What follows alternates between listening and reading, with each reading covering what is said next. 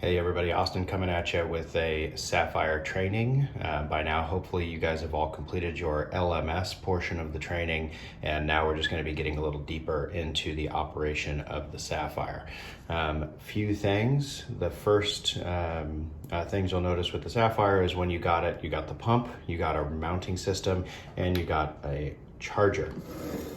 To plug in the charger, very obvious, very simple. Line that red dot up with the appropriate indicator on the pump and push it in. The thing that is interesting about the charger is that there is a Chinese finger trap kind of lock built into this. So if you try to pull from the cord itself, you cannot unplug the charger. You have to physically grab the charger by the metal base in order to pull the charger out of the pump.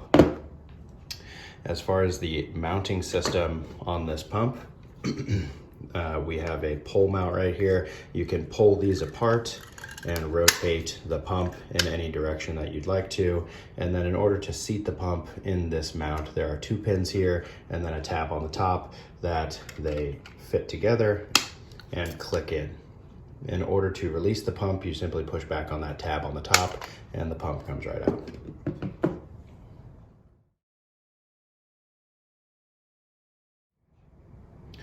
All right, the next thing that you guys will have noticed is that we received 2 types of tubing. We received a primary set and then we received a blood wide tubing set.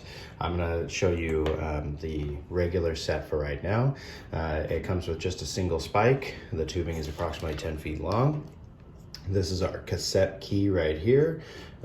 Notice that there's a directional line where the fluid needs to be flowing. There are pins right here where it sits inside of the pump. And then there's a tab right here that this is actually a pinch clamp that you need to depress if you want to prime the tubing.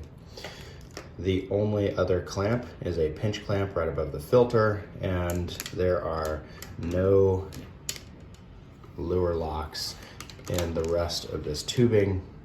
You just get to the very end of it. In order to prime the tubing, like I said, you have to open up that pinch clamp on the actual tubing itself, and then you have to depress this pinch clamp right here on the cassette. You simply push it in and down, and then it'll lock into place in the open position, and you can prime your infusion. You can also prime with the pump itself. It does take just under a minute, about 52 seconds on average to prime this tubing. So if you're trying to do it in a hurry, then it may just be easier to manually prime it like I just showed you here.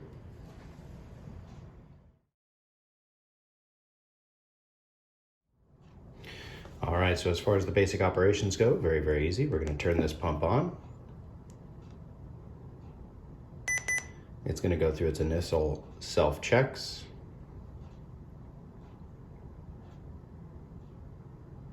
And then the first thing that you are going to do is you are going to choose your clinical area, be it adult, pediatric, or infant. You can hit the change button in order to change from adult to neonate to pediatric.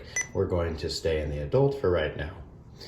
If this is the first time that you are turning this pump on, you may need to type in a password. The base educators and the AMBSs all have the passwords for these pumps, and so you guys can ask them if you do not have it typed in yet. Otherwise, we are always going to hit New Infusion, and then it'll bring you to the drug name search. You can also choose just generic, where you would just be operating off of a unit-based selection, but you can on this page search for any of the medications in the drug library. We're going to search for Levophed, so I'm going to double tap that 6 in order to get an N, and I'm going to hit the find button. We have several selections. I see that I have the Norepi on there that I can choose.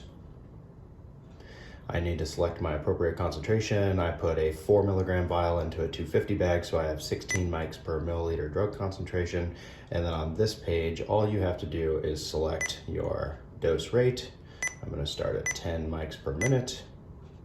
And my volume to be infused, we'll just be safe and say 220.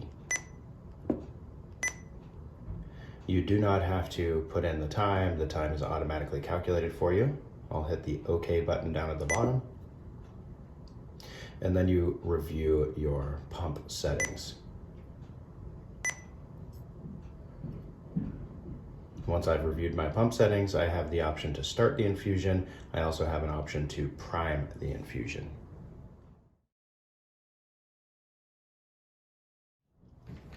All right, so we have programmed in a norepi infusion at 10 mics per minute, and now we need to set the pump tubing inside of the pump.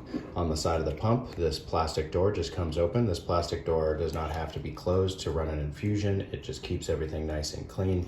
You'll see that there are many keys and rollers inside of this infusion set, and there's only one way that this can go in.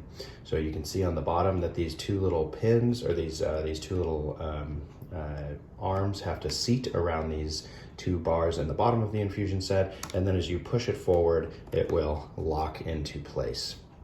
In order to remove the cassette, you just push up on these two arms right here, and the cassette will come right out. So now that it's locked into place, I can go ahead and close the door, make sure that my other roller clamp is open, and then I can start my infusion.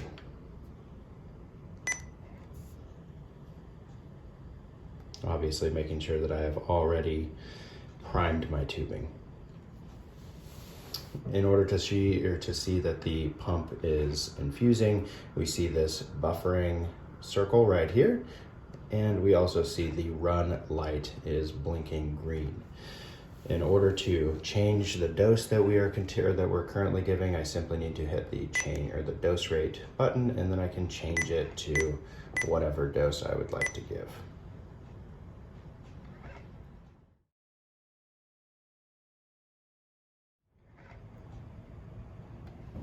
All right, a few other little pieces about this. So if we need to clear our volume infused, remember that we're gonna hit the view edit button.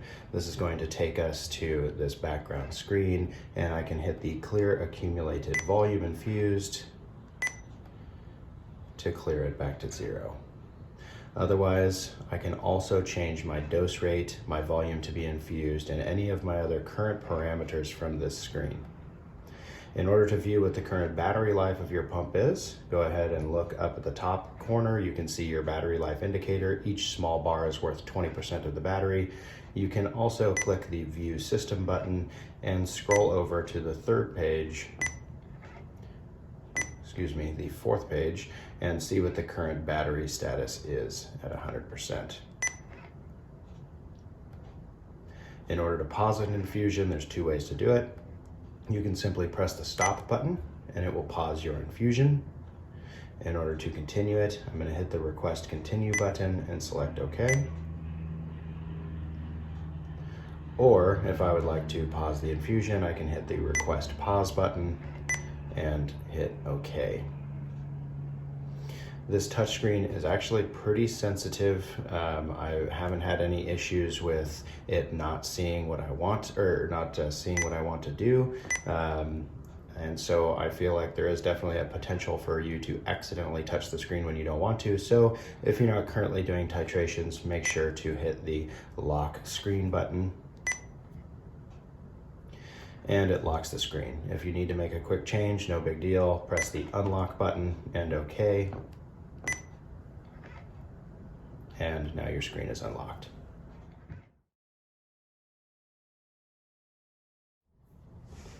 All right, so something that the LMS did not cover very well, because the information is just not out there on videos, is how to create an infusion based off of like a weight-based calculation, something that maybe is not in our library. So let's take a look at that.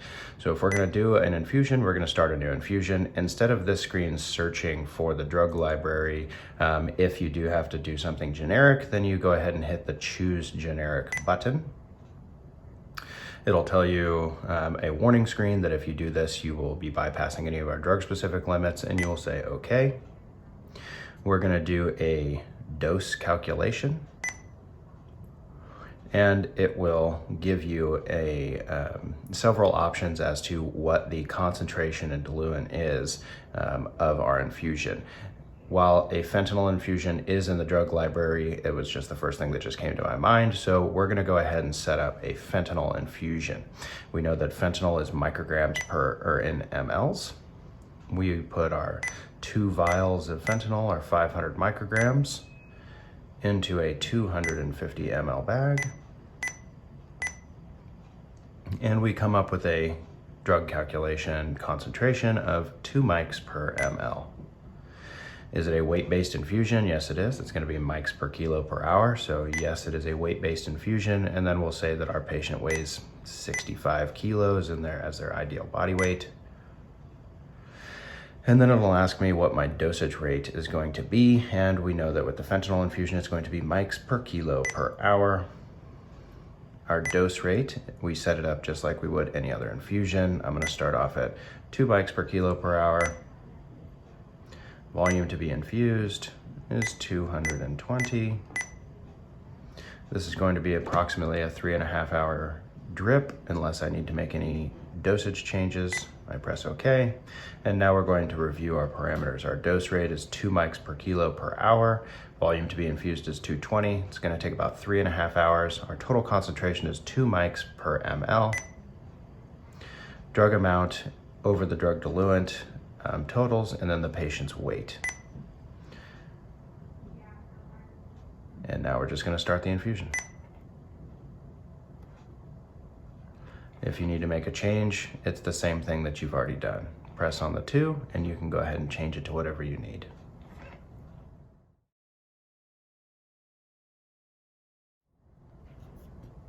All right, guys, and so the last thing that we're going to take a look at here is how to just do a maintenance infusion of some fluids or whatever you need to do. So I'm going to go to new infusion. I'm going to choose generic, and I'm just going to do milliliters. Is it weight-based? No. So all I'm looking for is milliliters per hour, and my mLs per hour, I'm going to say are 100. My volume to be infused is, I've got a liter bag on there. It's a 10-hour infusion. And we go ahead and press start.